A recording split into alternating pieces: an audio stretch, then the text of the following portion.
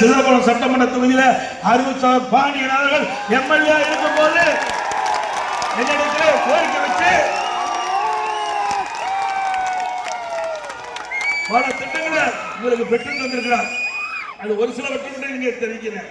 சிதம்பரம் சட்டமன்ற தொகுதி குமராட்சி ஊராட்சி ஒன்றியத்தில் வேளாண்மை திட்டுக்காட்டூரிடையே சுமார் 20 கோடியில் உயர்மட்ட பாலம் 40 ஆண்டு கால கோரிக்கையை நிறைவேற்றிய அரசாங்கம் அண்ணாதிமுக.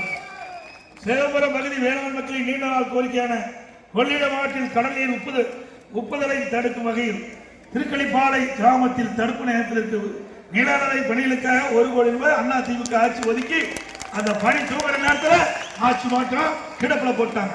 மீண்டும் அதிமுக ஆட்சி வந்து இந்த திட்டம் துவங்கப்படும். சிதம்பரம் தொகுதி குமராட்சி ஊராட்சி ஒன்றியத்தில் அகரநல்லூர் கிராமத்தில் பழைய கொள்ளிடம் ஆற்றின் குறுக்கே 10 கோடியில நாங்க தடுப்பணை கட்டிருக்கிறோம். அக்கறை ஜெயகுண்டபட்டினம் கிராமத்தில் கொள்ளிடம் ஆற்றின இடது கரையில கரையரிப்பு தடுக்கும் வகையில 15 கோடியில இன்றைக்கு கருங்கல் தடுப்பு சுவர் கட்டப்பட்டிருக்கு. சிதம்பரம் தொகுதி ராதாவிளாகம் கிராமத்தில் கடலில் உட்புதலை தடுக்க உப்பனார் வடிகாலின் குறுக்கே கடைமடியில் 16 கோடியில மதிப்பில் ஒழுங்கையும் கட்டி கொடுத்துருக்கோம். சிதம்பரம் வட்டம் பெராம்பட்டு மற்றும் கீழக்குண்டலவாடி கிராமத்திற்கு அருகே பழைய கொள்ளிடம் ஆறு சங்கமிக்கும் இடத்தில் 43 கோடியில